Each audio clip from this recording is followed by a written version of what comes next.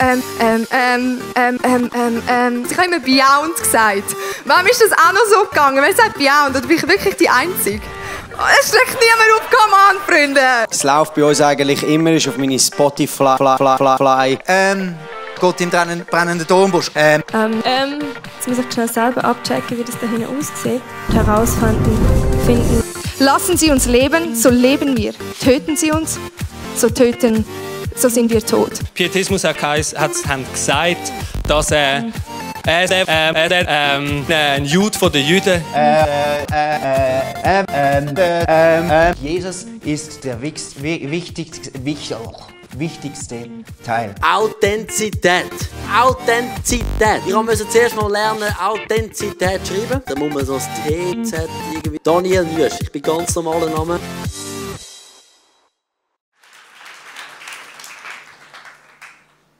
Hey Michelle, hast du schon mal überlegt, was wäre, wenn Jesus nicht auferstanden wäre?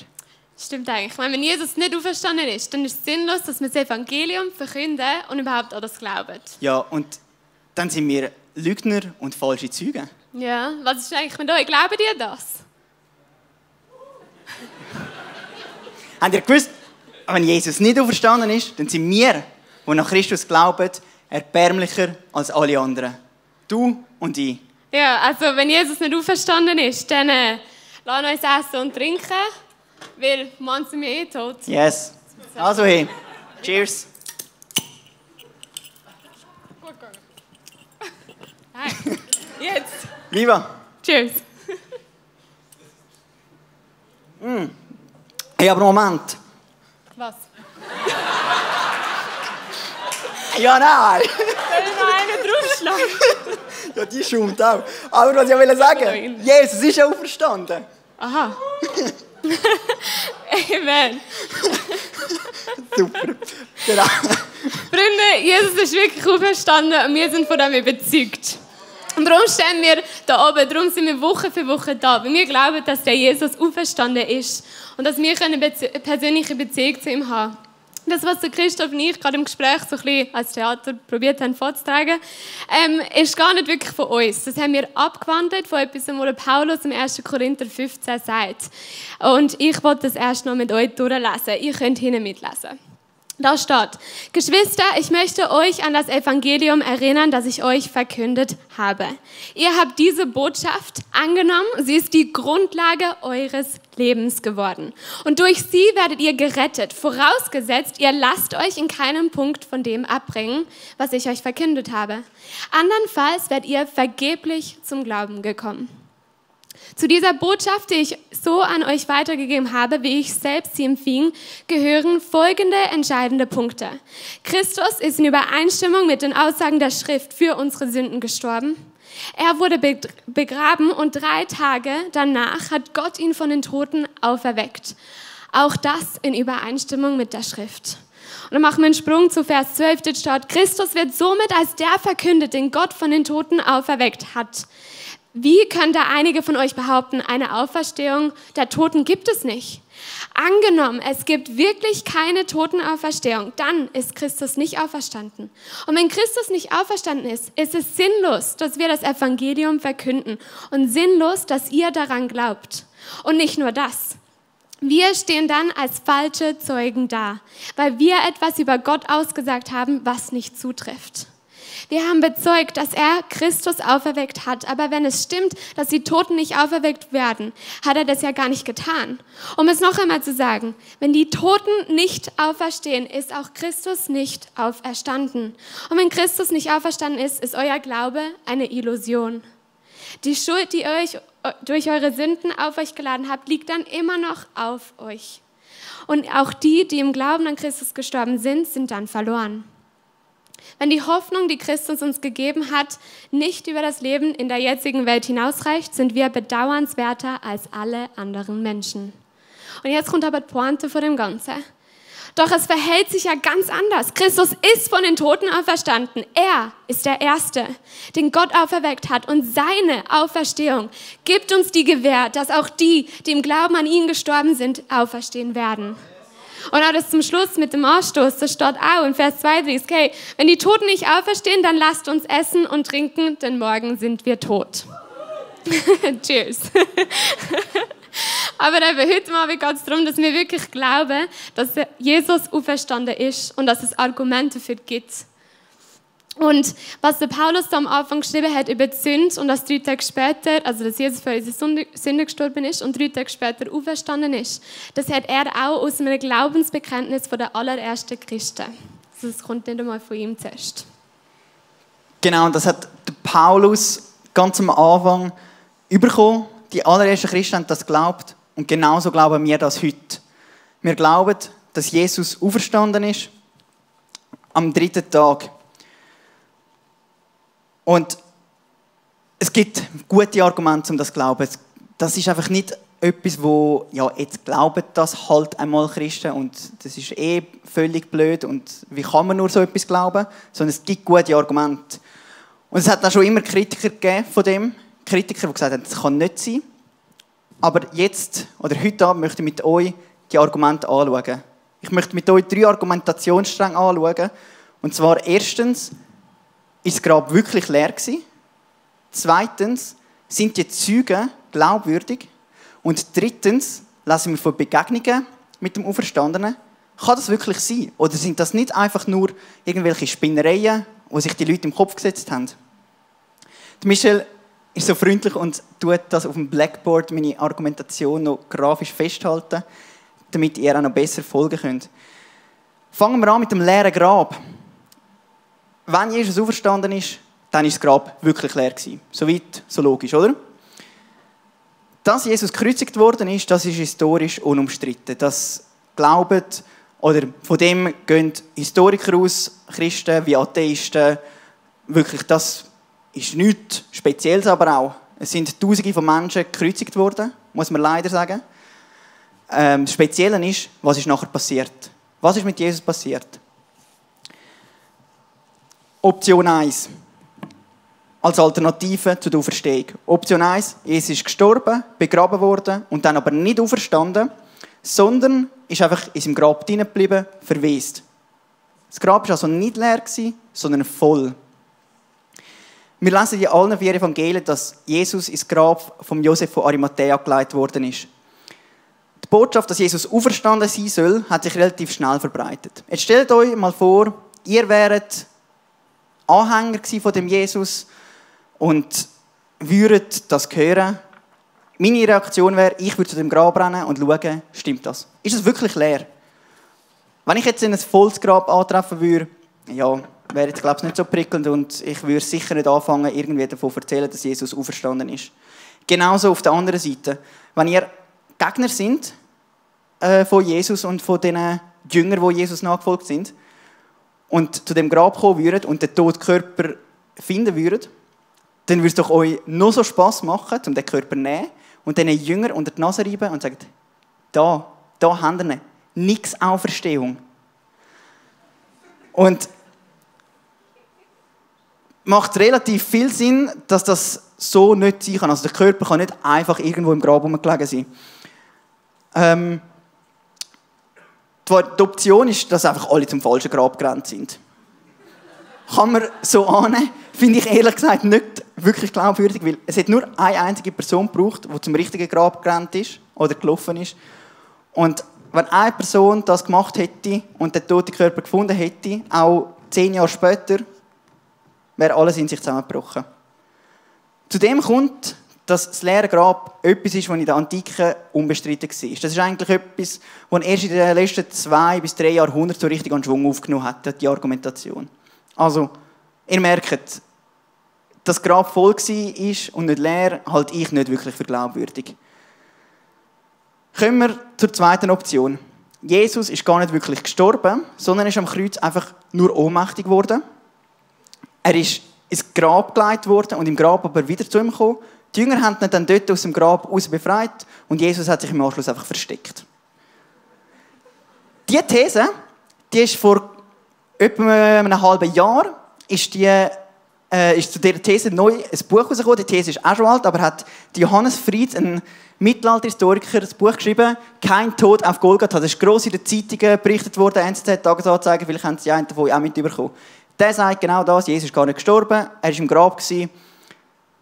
Das Hauptproblem an dieser Argumentation ist meiner Meinung nach, dass völlig ignoriert wird, was um die Kreuzigung herum passiert ist und wie so eine Kreuzigung abläuft. Und das möchte ich mit euch jetzt ein bisschen anschauen. Wir lesen, dass Jesus festgenommen worden ist und ausgepeitscht worden ist mit so einer Geißel. Eine Geißel ist so ein Holzstecken mit Lederriemen, mit so einem Metallding dran. Das hat jetzt da noch Knöpfe drin, aber wahrscheinlich hat es noch Metallstückchen dran gehabt. Und mit der haben wir auf den Blutrücken geschlagen. Und dann war das nicht einfach ein bisschen roh, sondern ist der Rücken offen gewesen. Das Fleisch ist richtig rausgerissen worden. Das muss so schmerzhaft gewesen sein, dass gewisse, die gegeißelt worden sind, in Ohnmacht gefallen sind, während der Geißelung schon.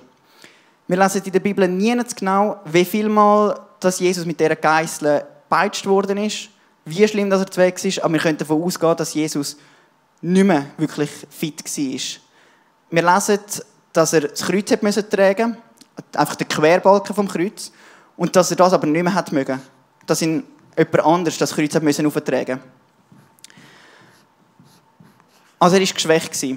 Dazu kommt die Kreuzigung selber. Der römische Konsul Marcus Tullius Cicero, der hat gesagt in einer von seinen Reden, dass das Kreuz die grausamste und scheußlichste Strafe war oder ist. Und die Kreuzigung war für römische Bürger verboten, weil sie so grausam ist. Die Römer waren Profis im Kreuzigen. Die haben genau gewusst, was sie tun. Sagen, dass Jesus nicht gestorben ist also quasi der Römer Vorwurf, dass sie ihren Job nicht richtig gemacht haben. Angenommen, Jesus wäre wirklich am Kreuz gewesen. Oder nicht nur Jesus, jemand, der am Kreuz war, wäre gar nicht wirklich gestorben. Dann hätte der verantwortlich war für die Kreuzigung, ziemliche Probleme bekommen von seinem Vorgesetzten. Darum haben die Römer die Methode gehabt, dass die zum Sicherstellen einen Lanzenstich durch die Seite ins Herz gemacht haben, um eben auf Nummer sicher zu gehen, dass Jesus wirklich, oder dass der Kreuzigte wirklich tot war. Und das lesen wir genauso bei Jesus im Johannesevangelium, dass das auch gemacht worden ist. Also schon das ist relativ unwahrscheinlich. Aber gehen wir mal von der Sake of Argument davon aus, dass er die Kreuzigung wirklich überlebt hat und im Grab war, schwer verletzt. Dann ist die Frage, ja, wie lange lebt so einer noch, der so mit quasi punktierte Lungen hat, der blutig geschlagen ist, dehydriert ist. Wahrscheinlich, es hat Mediziner, die können das sicher besser erklären als ich, aber ich glaube, auch mit modernen medizinischen Mitteln wäre es nicht sicher, dass so einer überleben würde. Vielleicht auch nicht. Aber auch wenn er das noch überleben würde, dann müsste er irgendwie seinen Jüngern glaubhaft machen, dass er auferstanden ist und dass die Botschaft von der Auferstehung erzählen sollen, von einem siegreichen Jesus, anstatt von einem, der irgendwie so knapp am Tod von der Klippe gesprungen ist. Das wäre die zweite Option. Jesus ist nicht wirklich gestorben, sondern einfach nur schwer verletzt gewesen und hat sich nachher irgendwo versteckt. Auch dort merkt ihr, ich halte das nicht wirklich als glaubwürdige Option. Kommen wir zu der dritten Option. Das Grab war leer, weil der tote Körper von Jesus geraubt worden ist. Da gibt es auch wiederum zwei Optionen. Erstens von den Römern. Die Römer haben den Körper geklaut. Aber wieso sollten sie das machen? Was bringt das den Römer? Die Römer sind eigentlich die Bewegung zunichte machen. Und dann klauen die den Körper und verstecken und helfen quasi dem Märchen dann, dass Jesus auferstanden sein soll. Wieso? Das wäre so viel besser gewesen, wenn er einfach den Körper genommen hätte und gesagt hätte, schau da, komm, geht heim. Was ihr sagt, wie gesagt, ihr seid Lügner, wie das der Paulus dann schreiben würde. Oder geschrieben hat. Also, dass die Römer den Körper versteckt haben, macht für mich null Sinn. Kommen wir zu der Option, dass die Jünger von Jesus den Körper genommen haben und versteckt haben. Das ist ein Vorwurf, den wir sogar schon in der Bibel finden. Im Matthäus-Evangelium lesen wir, dass Juden zu den Römern gegangen sind, führende Juden, und gesagt haben, hey, lass uns das Grab bewachen, weil Jesus hat davon geredet, dass er 3 Tage später wird auferstehen. Und dann kommen sicher die Jünger und klauen den Körper und sagen, ja, Jesus ist schon auferstanden. Und das wäre ja dann noch der grössere Betrug. Um das zu verhindern, haben sie also 2 Wachen oder einfach Wachen vor das Grab gestellt.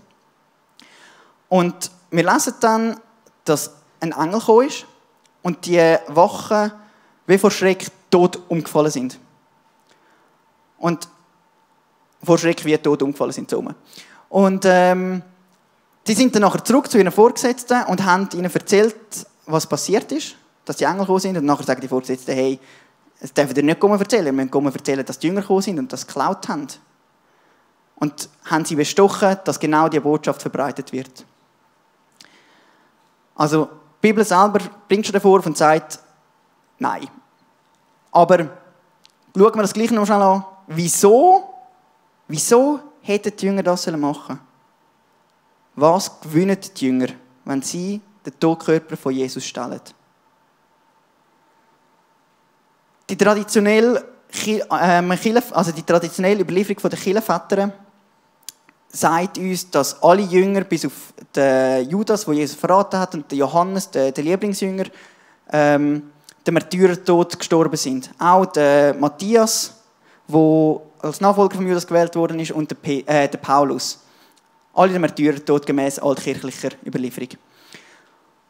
Und dann stelle ich mir schon die Frage, was bringt das, wenn sie den Körper klauen und verstecken und nachher ihr ganzes Leben für Verkündigung einsetzen und den Märtyrertod auf sich nehmen? Vielleicht nicht alle, das ist schon historisch, aber sicher die einen sind garantiert gestorben für die Botschaft, weil sie überzeugt sind. Wieso sollten sie das machen, wenn sie genau wissen, dass das alles nur ein Fake ist? Weil sie ja den Körper versteckt haben. Also die entscheidende Frage ist, was hat diese Veränderung in ihrem Leben ausgelöst, dass sie nicht einfach in ihrem Räumchen gehockt sind und sich bemitleidet haben gegenseitig, sondern dass sie rausgegangen sind und die Botschaft verkündet haben. Der jüdische Religionswissenschaftler Pinchas Lapid bringt das folgendermaßen auf den Punkt. Wenn die geschlagene und zermürbte Jüngerschar sich über Nacht in eine siegreiche Glaubensbewegung verwandeln konnte, lediglich aufgrund von Autosuggestion oder Selbstbetrug, ohne ein durchschlagendes Glaubenserlebnis, so wäre das im Grunde ein weit größeres Wunder als die Auferstehung selbst. Und dann muss man noch beachten, dass die Jünger eigentlich immer Angst haben, dass irgendwie jemand ihnen auf die Schliche kommt, dass vielleicht jemand den Körper findet oder sonst irgendwie sie sich verraten und hätten irgendwie in ständiger Angst müssen leben, dass irgendwie jemand das herausfindet und alles zusammengeht wie ein Kartenhaus. Also, für mich sind die Optionen zum leeren Grab als Auferstehung von Jesus nicht wirklich glaubwürdig. Als zweites möchte ich mit euch anschauen, die Zeugen der Auferstehung. Kommen wir zuerst zu den Frauen, die ersten Zeugen waren vom leeren Grab. Wir lesen das auch in allen 4 Evangelien, dass die Frauen gegangen sind, um den Körper von Jesus einzusalben. Das haben wir dazu mal so gemacht. Der Tote einbalsamiert nochmal. Und dann lesen wir, dass Engel gekommen sind und die Frauen zurückgeschickt haben, um die Botschaft vom leeren Grab vom auferstandenen Jesus die Jünger zu verkünden. Die Evangelien sind dort nicht immer ganz klar, wer jetzt wo genau wann zum Grab war und ob jetzt da ein Engel oder 2 Engel sind oder ob sogar Jesus selber noch der Maria Magdalena erschienen ist. Über das lässt sich streiten. Und das wäre eine andere Predigt. Aber im Kern bleibt. Frauen sind zum Grab gegangen und haben Engel gesehen, haben das leere Grab angetroffen. Und das ist der Kern. Und an dem können wir festheben. Und wahrscheinlich sind bei diesen Frauen die Maria Magdalena und Maria die Mutter von Jesus. Und vielleicht noch weitere. Und die sind dann eben zurückgegangen zu den Jüngern. Und die Jünger haben dann zuerst mal gesagt, ja genau. Und das sollen wir euch Frauen glauben. Das ist so eine Argumentation, wie sie vor 2000 Jahren völlig üblich war, wenn ich sie heute nicht mehr machen würde. Aber dazu war es wirklich so, Frau, who cares? Also, wenn eine Frau etwas vor Gericht gesagt hat, ist es wie gewesen, wenn niemand etwas gesagt hätte. Eine Frau hat dazu mal juristisch einfach nichts gegolten. Zum Glück ist das heute anders. Aber dazu war es wirklich so gewesen. Das heisst, wenn jemand die Story erfinden von dem leeren Grab und die Frauen, die ans Grab kommen, dann nimmt man nicht Frauen als unglaubwürdige Zeugen. Wenn man es erfindet, dann nimmt man Männer. Oder hat man Männer genommen dazu mal.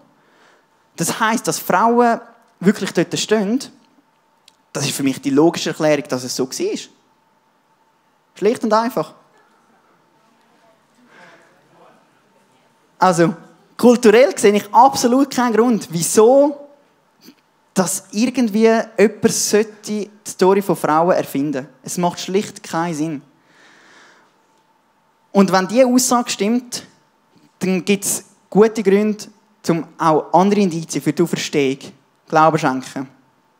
Aber ich möchte noch mehr Zeugen anschauen, die wir davon lesen. In den Evangelien lesen wir eben dann von verschiedenen Zeugen, eben die Männer, die dann nachgelaufen sind und das Grab auch gesehen haben. Und der Paulus fasst das im 1. Korinther 15 zusammen. Und er liest dort, oder schreibt dort, als der Auferstandene hat er sich zunächst Petrus gezeigt und dann im ganzen Kreis der 12.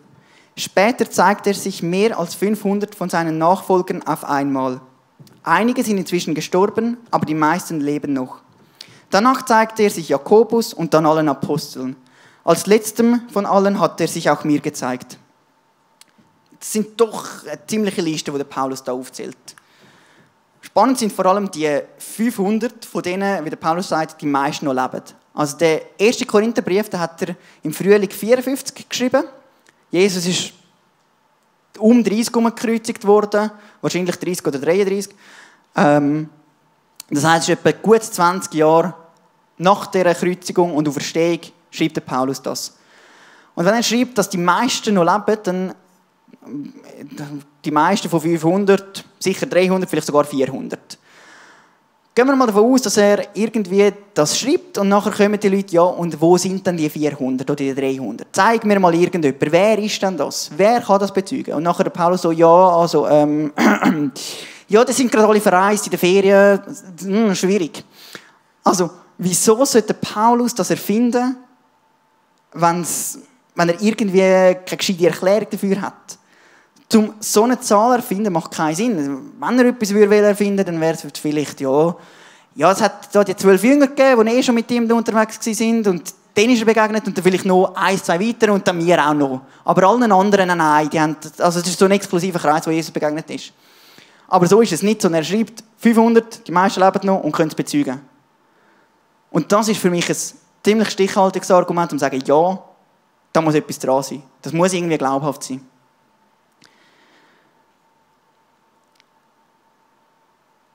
Und dann,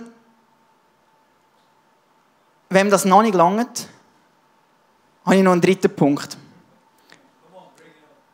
Es mag ja schön und gut sein, wenn die Jünger von dem überzeugt sind. Aber, was ist, wenn sie sich das einfach eingebildet haben? Was ist, wenn das nur irgendwie etwas in ihrem Hirn war und das gar nicht passiert ist? Also, ich meine, auch heutzutage gibt es ja noch Menschen, Gruppierungen, vor allem Leute, die in Sekten drin sind, wo Massensuizid begehen. Gibt es leider. Und die Frage ist ja, wieso haben das die Jünger nicht so genauso fanatisch gewesen und haben einfach das gemacht? Eine mögliche Erklärung wäre Massenhalluzination. Schwieriges Wort, fast so wie Authentizität. Wo bin ich bei Massenhalluzination? Massenhalluzination würde man dann davon ausgehen, dass das sich verbreitet wie ein Virus. Also ein Virus, ihr kennt es alle, jetzt ist wieder November, es wird kalt, eine Grippe oder Verkältung und dann kommt man sich näher und Tröpfelinfektion, da vom einen zum anderen, aufs Mal sind alle kalt. Also voilà, Massenhalluzination, so einfach ist es. Nein, so einfach ist es eben nicht. Weil eine Halluzination funktioniert nicht wie ein Virus, sondern wie ein Traum. Das ist etwas komplett Individuelles. Also ihr müsst euch vorstellen, dass ihr alle da drinnen und dann vielleicht noch die 200, die den Podcast schauen oder so, alle gleichzeitig den genau gleichen Traum hätten. Also ich weiss nicht, aber ich habe noch nie ich bin noch nie am Morgen aufgestanden und irgendwie von meinen Wegekollegen oder von meiner Schwester oder von irgendjemandem gehört, dass ich genau das Gleiche geträumt habe. Also, und dann, dass 500 genau das Gleiche sollen gesehen haben, halluziniert haben. Well, ja. Vielleicht haben sich die Jünger das einfach ja so stark gewünscht.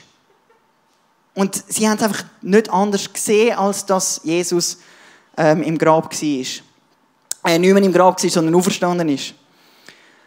Dort ist aber das Problem, dass Wünsche die Realität nicht beeinflussen. Also angenommen, ich wäre gerne ein guter Sänger, ein guter Musiker. Ich bin es definitiv nicht. Ich weiss, wieso ich da am Predigen bin und nicht im Worship-Team. Ich habe andere Stärken. Wenn ich jetzt im Worship-Team wäre und singen würde, dann würde wahrscheinlich relativ bald das Feedback kommen, du Christoph, willst du nicht etwas anderes suchen? Es gibt vielleicht Orte, wo du dein Talent besser ausleben kannst und ich muss mich hinterfragen. Ich würde mit der harten Realität konfrontiert worden. Und wahrscheinlich die Jünger genauso. Die sind wahrscheinlich immer wieder konfrontiert worden. Du, es ist doch ein Märchen, das ist doch sicher nicht richtig. Und jetzt bei mir, beim Singen, muss ich sagen, ja, vielleicht hast du recht. Die Jünger haben knallhart festgehalten. Also da muss irgendetwas wirklich bewegend passiert sein, dass die an dem festgehalten haben. Wenn die sich das nur eingebildet hätten, dann wäre es so gewesen, ja, okay, ja, vielleicht hast du ja recht und vielleicht ist das wirklich einfach nur mein Wunsch und so. Aber nein, knallhart, kein Wenn und Aber, sie sind drauf losgegangen. Sie haben alles Leiden auf sich genommen, eben umgebracht werden, Märtyrium auf sich genommen. Ja, es macht für mich auch nur dann Sinn, wenn sie wirklich die Begegnung gehabt haben. Wenn sie immer wieder ins Zweifel gekommen wären, dann wären sie eben nicht rausgegangen. Und zum nochmal auf das Zitat zurückkommen. Wenn die geschlagene und zermürbte Jüngerschar sich über Nacht in eine siegreiche Glaubensbewegung verwandeln hätte können, nur aufgrund von Autosuggestion oder Selbstbetrug, ohne ein durchschlagendes Glaubensereignis. Ohne ein durchschlagendes Glaubensereignis. So wäre das im Grunde genommen ein weit grösseres Wunder als die Auferstehung selbst. Ich kann mich dem nur anschliessen. Ihr merkt es, ich bin fest überzeugt von der Auferstehung von Jesus. Dass die wirklich passiert ist. Ich bin überzeugt, dass die Kraft, die Jesus aus dem Grab geholt hat, auch heute noch lebt. Dass die heute noch geblieben ist. Auch jetzt, wo Jesus nachher in den Himmel gefahren ist. Normalerweise zerbrechen die Sekten, wenn ihre Anführer weg sind. Also Sekten bauen sehr auf eine charismatische Führerpersönlichkeit. Jesus, der die charismatische Führerpersönlichkeit gewesen wäre, ist irgendwann weg gewesen. Niemand mehr rum. Und trotzdem hat sich die Bewegung nicht einfach aufgelöst, sondern ist weitergegangen und hat sogar Streitigkeiten zwischen Paulus und Petrus, die wir in der Apostelgeschichte lesen, können überbrücken, überwinden und zusammenheben. Es gibt nicht irgendwie verschiedene gute Botschaften von der Auferstehung von Jesus, sondern es gibt eine. Es gibt ein Christentum, nicht irgendwie 5. Und das zeigt mir, diese Kraft, die ist lebendig gewesen. Bei der Auferstehung, nach der Auferstehung und noch heute. Von dem bin ich überzeugt.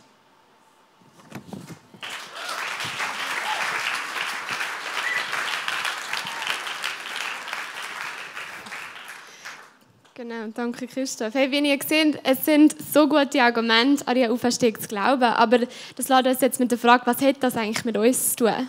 Wie nimmt das Einfluss auf unser Leben? Die Auferstehung, ich bin davon überzeugt, wir sind davon überzeugt, verändert alles. Die Auferstehung verändert mehr wie dein Traumjob. Die Auferstehung verändert mehr wie der Strich auf dem Schwangerschaftstest. Und die Auferstehung verändert mehr wie das Ja beim Traualtar. Die Auferstehung verändert alles. Das Erste, was es macht, ich glaube, dass die Auferstehung uns eine Hoffnung gibt. Hoffnung kann allein durch und in Jesus gefunden werden. Zum Teil, also eschatologisch gesehen vor allem.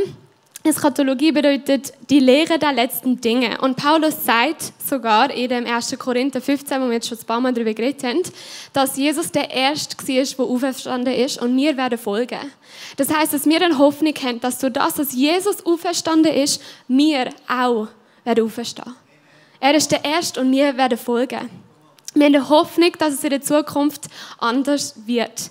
Wir lesen in der Offenbarung 21, da steht, er wird alle Tränen abwischen. Es wird keinen Tod mehr geben, kein Leid und keine Schmerzen. Und es werden keine Angstschreie mehr zu hören sein, denn was früher war, ist vergangen. Was früher war, ist vergangen. Wir haben die Hoffnung, dass Jesus ans Kreuz gegangen ist, gestorben ist und wieder auferstanden ist. Es wird anders werden. Es kommt noch etwas anderes. Also, das ist eine Hoffnung, die allein in ihm gefunden werden kann. Er ist der Gründer der Hoffnung. Die Auferstehung bringt uns diese Hoffnung. Das andere, was wir aufgrund von der Auferstehung haben, ist Gerechtigkeit. Aufgrund von der Auferstehung haben wir Gerechtigkeit. Weil Jesus zum Rechten vom Vater sitzt und richten wird. Er ist für das auferstanden. Mit Jesus ist Gerechtigkeit auferstanden. Ich habe zum Beispiel sehr hohes Gerechtigkeitsempfinden, wenn ich finde, etwas ist unfair. Und in dieser Welt ist ganz vieles unfair und läuft nicht so, wie wir uns das wünschen. Wir werden verletzt von unseren Mitmenschen. Und amigs, wenn wir dann auch irgendwie dann das zurückgeben, Rache. Eine Kollegin von mir hat mir gerade erzählt, wie ihr Vater jahrelang, es war eine ganz schwierige Beziehung, und jahrelang hat sie sich einfach gewünscht, dass sie von ihm eine Entschuldigung bekommt. Dass sie mal hört, dass er sagt, hey, es tut mir leid, was ich dir angetan habe. Und das ist nicht passiert. Und wo sie dann zum Glauben gekommen ist, hat er gerade ein bisschen mehr mit diesem Papier. Jetzt. Wo sie dann zum Glauben gekommen ist, hat sie gelernt, dass durch das, dass Jesus Gerechtigkeit bringt, oder dass er auferstanden ist, sie das nicht mehr machen muss. Es ist zwischen Jesus und ihrem Vater. Sie konnte loslassen. Das hat sie in so eine Freiheit gebracht. Durch das, dass Jesus auferstanden ist, haben wir Gerechtigkeit. Und nochmal etwas, was wir durch die Auferstehung erleben dürfen, oder unser Leben kann beeinflussen, ist, dass die Auferstehung bringt in unserem Leben Opfer und Hingabe. Der Christoph hat vorher schon über die Märtyrer geredet. Zum Beispiel der Stephanus ist der Erste, den wir in der Apostelgeschichte lesen. Er hat sein ganzes Leben geopfert für das. Er war so davon überzeugt. Er hat gesagt, hey, ich bringe ein Opfer. Mein ganzes Leben, ich gebe es hin. Das lohnt sich, weil er ist es wert. Und wenn ich das lese, dann denke ich mir nämlich so, hey, wie kann ich das machen? Ich will auch ein Leben leben, wo ich in Opfer und Hingabe lebe dem Jesus. Jesus sagt das selber. In Matthäus 10 sagt er, dass wir ein Kreuz auf uns mitnehmen müssen. Er hat nie gesagt, dass es einfach wird. Er hat eigentlich gesagt, wir werden verspottet für unseren Glauben. Das hat er von Anfang an gesagt. Er hat uns nie gesagt, es wird einfach. Aber es lohnt sich. Und ich will das in meinem Leben auch ausleben. Ich muss mir das immer wieder sagen, es ist eine Entscheidung, dass ich Jesus nachfolge. Ich will das. Ich will das von ganzem Herzen. Ich will auch in meinem Leben Opfer und Hingabe ausleben. Nicht aus einem Druck, sondern aus einer Überzeugung. Es gibt noch viel Märtyrer, auch nach den Jüngern, nach dem, was wir über die Bibel lesen. Und es ist eine Familie in Indien, die sind frisch zum Glauben gekommen durch einen Missionar, der dort war. Und das ganze Dorf hat davon gehört und die sind als Masse vor das Haus gekommen und haben gesagt, hey, ich muss den Jesus verleugnen. Warum glaubt ihr an das? Warum glaubt ihr an das? Und sie sind wirklich mit dem Tod bedroht worden. Und der Vater hat nicht gewusst, was sagen. Und dann haben sie gesagt, hey, wenn du jetzt nicht dem Jesus nicht mehr nachfolgst, dann töten wir deine Kinder. Und dann fährt er an und dann singt und dann sagt er, I have decided to follow Jesus. Das ist das Lied, das er selber geschrieben hat, als er zum Glauben gekommen ist. Ich habe mich entschieden, dass ich Jesus nachfolge. Und seine Kinder werden umgebracht. Zweite Chance. Jetzt geht es um seine Frau. Und er singt weiter. Though none come with me, I still will follow. Aber wenn niemand mitkommt, ich gehe den Weg, ich gehe weiter. Ich lebe das aus. Und letztendlich, seine Frau ist auch gestorben. Und dann ist es um ihn selber gegangen. Er hat sein eigenes Leben immer noch retten. Und er singt weiter, the cross before me, the world behind me. Das Kreuz ist vor mir und die Welt steht hinter mir. Und ich gehe dem Jesus nach. Und er ist auch dafür gestorben. Und wisst ihr was? Das hat in diesem Dorf eine Veränderung gebracht. Das ganze Dorf ist letztendlich dann zum Glauben gekommen, weil sie gesehen haben, was wahre Opfer und Hingabe heisst. Die Auferstehung löst in uns aus, dass wir in Hingabe leben können. Ich möchte das auch leben. Und ich hoffe, ihr macht das mit mir. Es ist nicht immer einfach, aber es lohnt sich und es ist eine Entscheidung, die wir machen dürfen. Möchtest du noch beten, Christoph? Mache ich sehr gerne. Steht doch gerade auf dazu.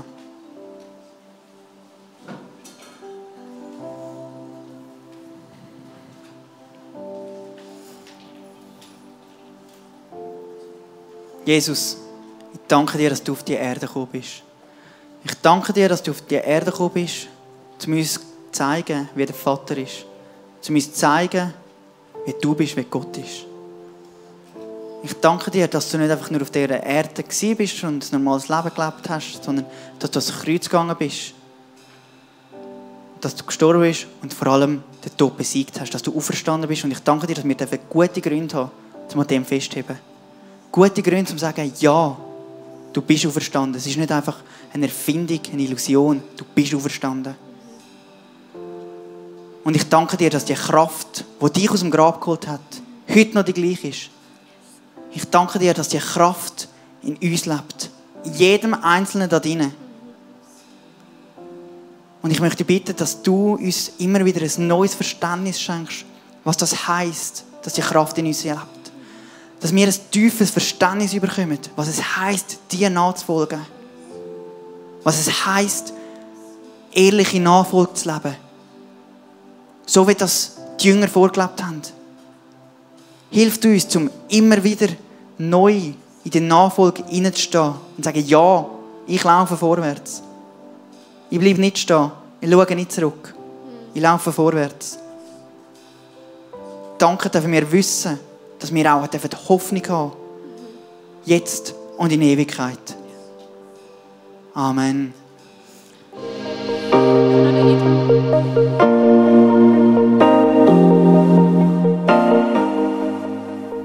Wenn Gott durch so Messages zu dir redet, ist das mega kostbar. Darum nimm den Schatz unbedingt mit in deinen Alltag. Vielleicht machst du gerade noch eine Notiz zu diesem Thema oder redest mit Jesus in einem Gebet noch selber drüber. Es ist unsere Leidenschaft als ICF20s, junge Menschen zu begleiten auf ihrem Weg mit Gott und sie dabei zu unterstützen. Hey, und wenn du den ICF20s besser kennenlernen willst, dann komm doch vorbei. Wir treffen uns jeden Freitagabend in der Samsung Hall in Stettbach. Du findest uns natürlich auch online, auf Social Media wie Instagram, Facebook und Snapchat. Dort kannst du dich informieren über Smart Groups, Camps oder was sonst noch so läuft bei uns in der Kirche. Danke fürs Hineinklicken. Bis zum nächsten Mal.